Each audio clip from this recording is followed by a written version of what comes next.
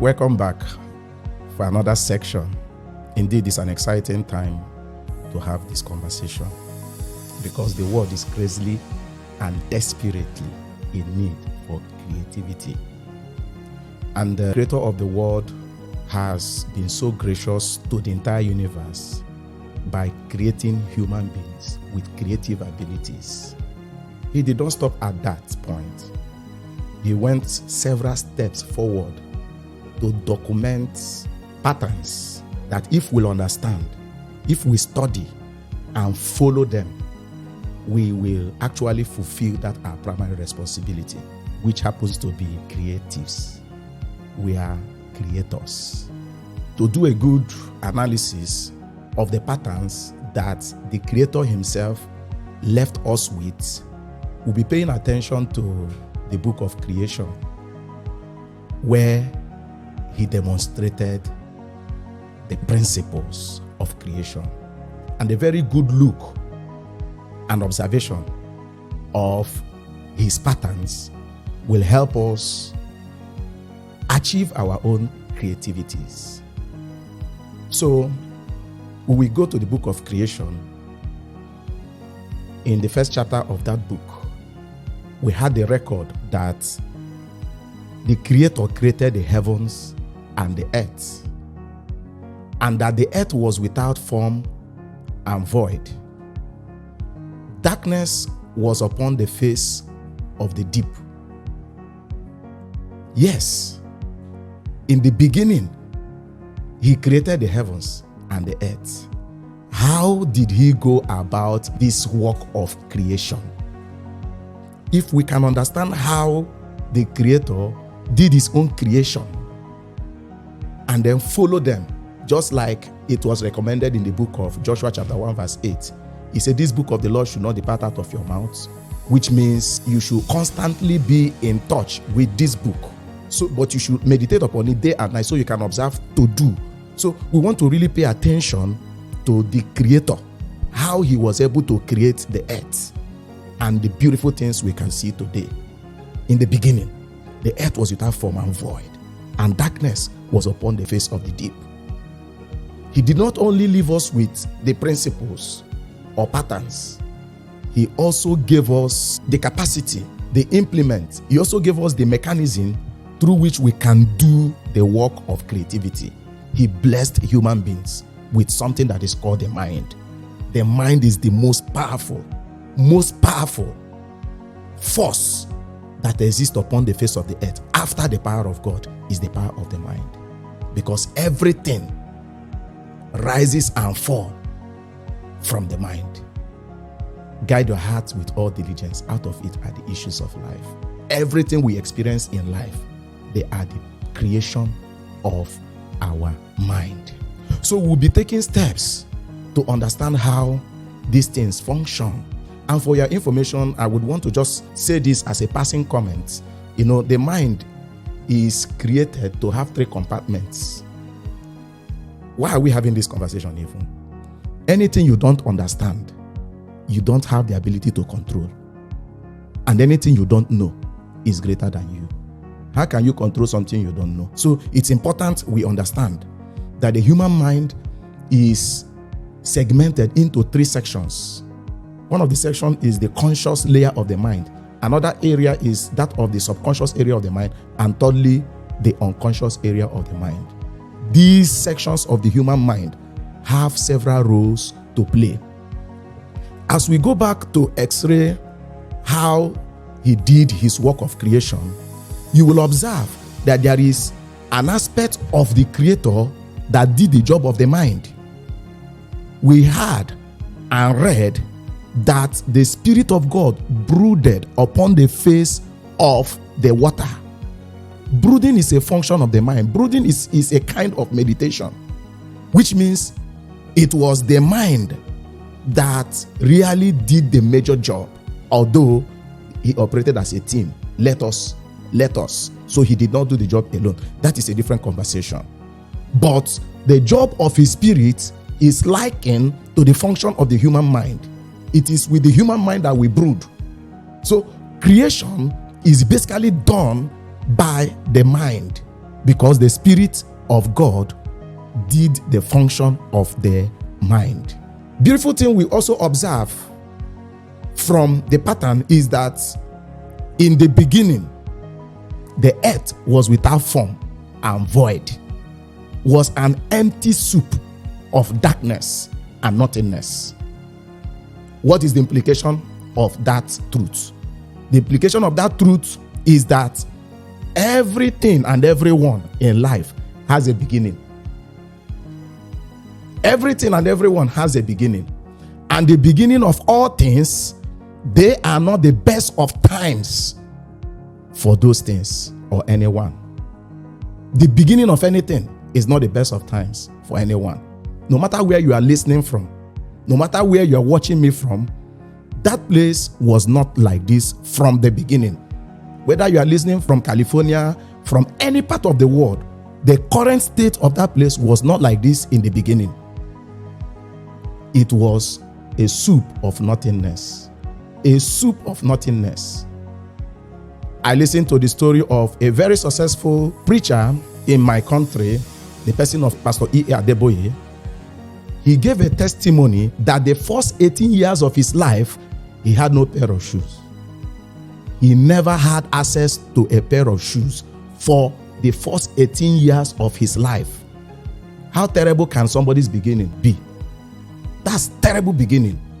But the beginning part of his life did not determine how he is ending his life now.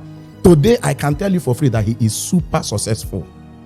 So no matter where you are coming from, no matter where life has met you right now, you can still achieve the unimaginable with this your life. We had a president in the person of President Jonathan. He gave his own story all the way from Otuke to become the #1 citizen of Nigeria. He also gave us his story, how he managed to go to primary school, secondary school, and university. In fact, all his life was within the state. But eventually, he became the #1 citizen of Nigeria at some point of his life. What point am I trying to make? Let's not conclude our life based on what we are going through today. We have a lot of opportunities to become better. Remember that the earth in the beginning was without form and void. So your life might be shapeless today. Your life might be meaningless today.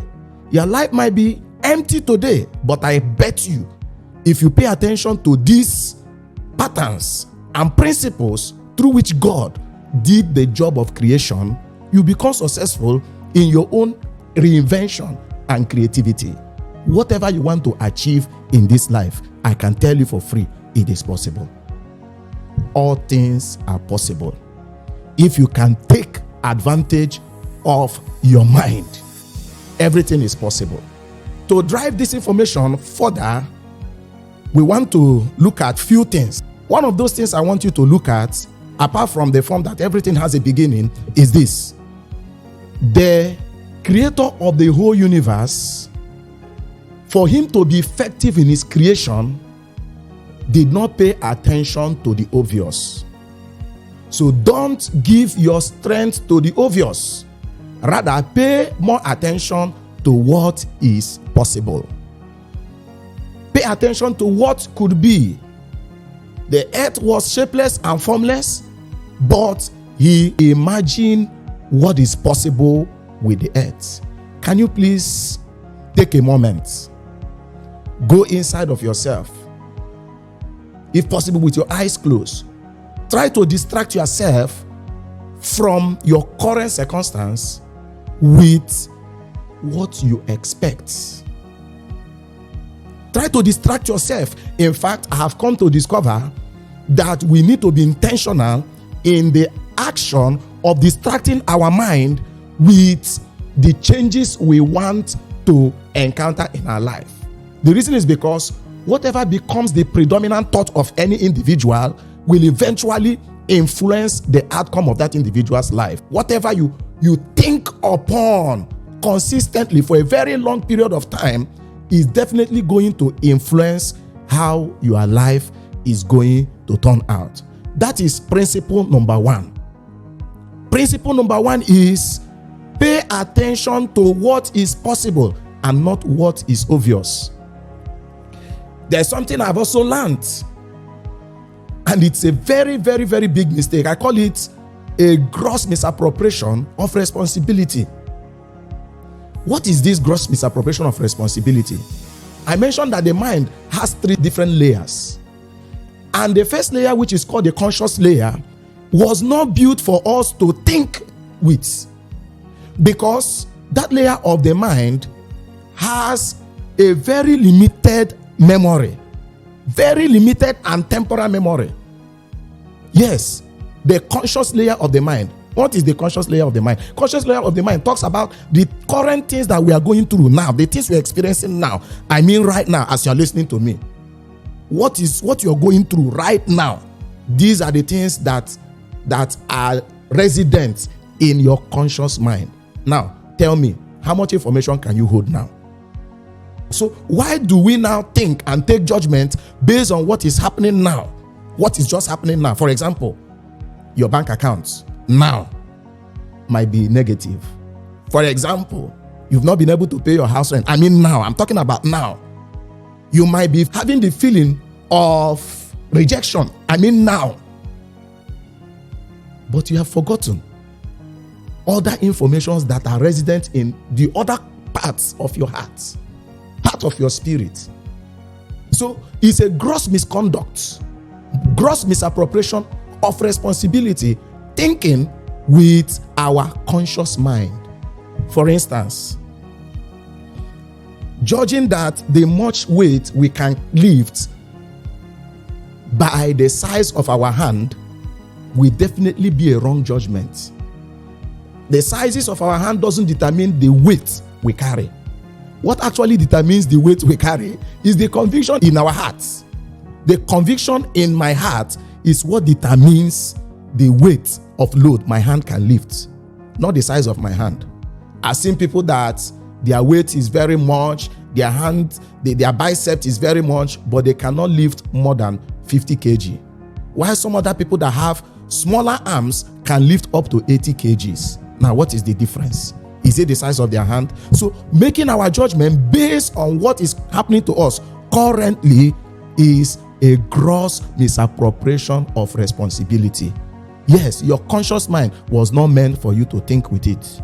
It is just a kind of thermometer, something that takes reading, and then you are meant to interpret it with another compartment of the mind. Remember, I said there is need for us to understand how this human mind has been segmented, how it has been segmented, and the information that your conscious mind is not able to carry is transmitted into your subconscious, which has a relatively large memory. So I just branched to make us know this. You don't judge your circumstance, you don't judge your life, you don't judge your finance, you don't judge anybody based on what the person is passing through. Yes, the story of my role model, the person of Jesus Christ of Nazareth, when a prophecy that the Savior is going to come from Nazareth, because the current news people knew about Nazareth was that no notable thing has ever happened from that place. So based on the current report about Nazareth, nobody believed that the Messiah is going to come from there. But eventually, he did come from Nazareth. What does that imply?